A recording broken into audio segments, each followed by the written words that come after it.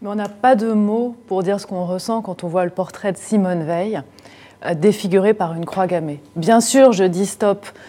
Bien sûr, je suis atterrée, terrifiée même par ce retour de la violence antisémite. Et bien sûr, je dis stop globalement aux violences qui s'expriment le week-end. On est maintenant dans le temps de l'apaisement, dans le temps de la construction.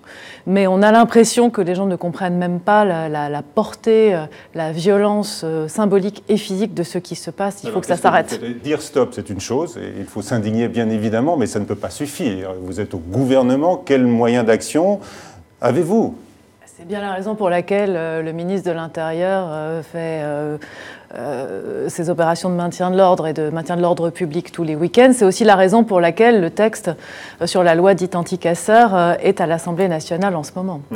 Par rapport à ces violences qui s'expriment maintenant chaque samedi, est-ce que vous avez l'impression que certains partis politiques sont complaisants envers ce qu'on appelle les casseurs au bout de 13 actes des Gilets jaunes et des violences qui s'y accompagnent? Est-ce que vous pointez une responsabilité politique dans ces violences? En tout cas, pour moi, il est extrêmement important que tous les partis soient maintenant extrêmement clairs dans la dénonciation du racisme, de l'antisémitisme, de la violence. C'est le cas, et cesse toute complaisance. Il y a pu avoir de la complaisance au debout de l'échiquier et maintenant c'est plus possible. Oui. Vous dites stop, mais alors à qui vous vous adressez là? Quel parti?